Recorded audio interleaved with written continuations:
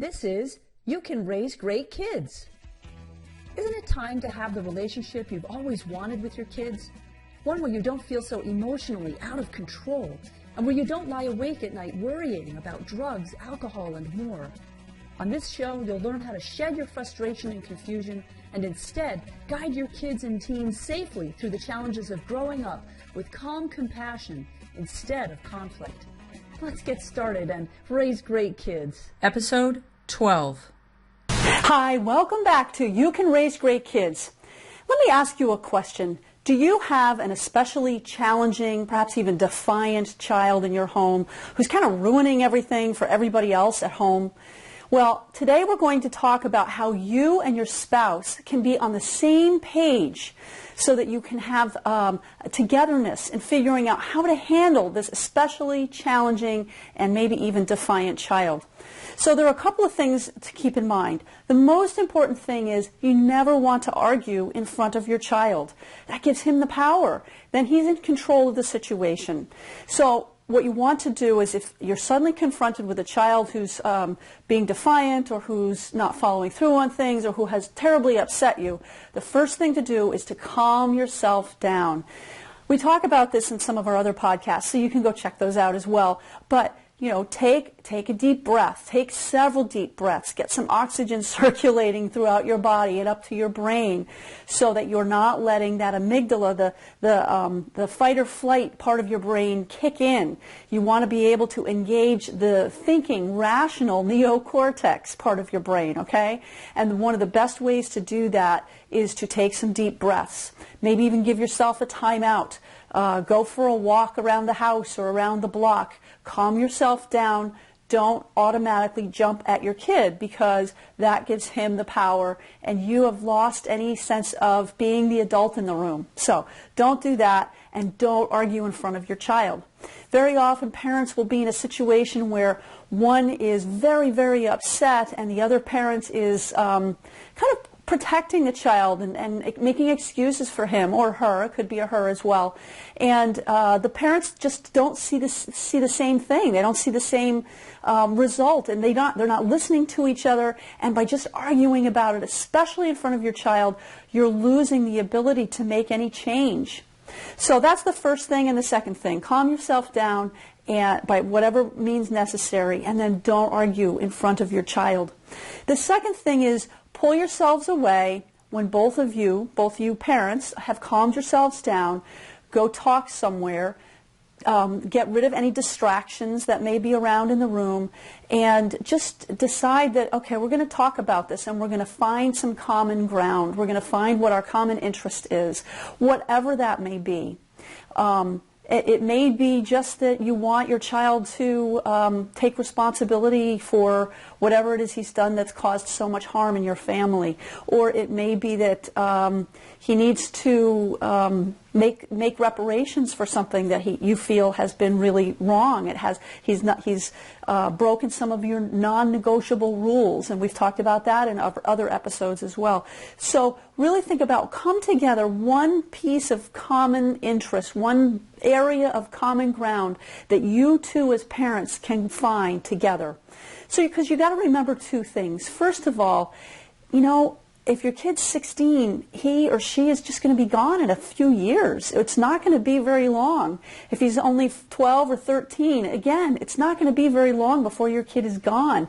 He'll be moving out of the house, and you're going to continue to do your very best to help him become a happy, successful, contributing member of society as he grows through teenagehood into adulthood. You're going to do your very best, and I can help you with that if you reach out to me. But the point is, he's going to be gone or she's going to be gone, and all you're going to have left is each other. You committed to each other years ago. And now is the time to stick together and not get on each other's nerves. Many marriages break up because of a teenager who drives the parents crazy, and the parents look at it from different points of view. I don't want that to be you. So come together, as I said, find common ground, recognize that you just have each other and focus on supporting each other and focus on your relationship. Do some fun things together outside of, whatever the stressful situation is. Make sure that you take walks together, or that you, in the old days, my husband and I used to go to bookstores together. There aren't too many of those left, are there? But do some fun things together. If you can afford to go out to dinner or go out to a show, do it. If you can, get friends to stay with your kids or to watch your kids, because if you've got a challenging teenager, you don't want to leave the house over the weekend, because that could be asking for trouble. But you do need to nurture your relationship because you have each other. That's right. Really listen to each other. Don't let the stress of dealing with this difficult child ruin the fact that you need to listen to each other. And again, like I talk about with kids, not being judgmental, not immediately offering advice, just listen. That's so important, to feel heard. Okay, so make sure that you listen to each other so that each of you feels heard. Because the second thing is, you need to take care of yourself.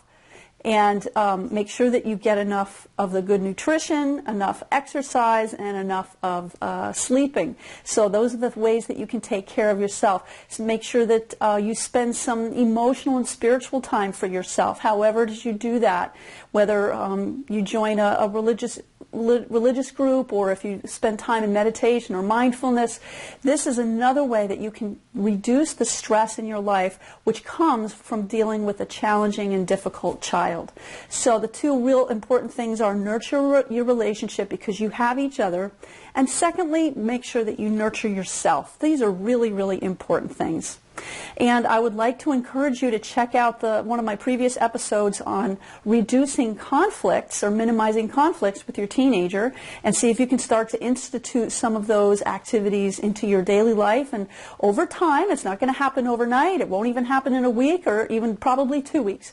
But over time, if you institute some of these activities and these strategies, you will be able to make a change in the relationship that you have with your teenager, no matter how difficult or challenging. And remember also that a defiant child is a child who's scared of something.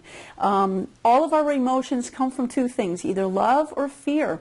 So if you can figure out what your child is scared of, that will help you be able to begin to address those triggers, those problems. And I recommend doing it collaboratively and not unilaterally by saying this is the way it is. It is much better if your child or your teen feels that he or she has some say, has some control over his or her own life. So these are some tips and strategies for dealing with a difficult situation, and I hope that you got something out of this.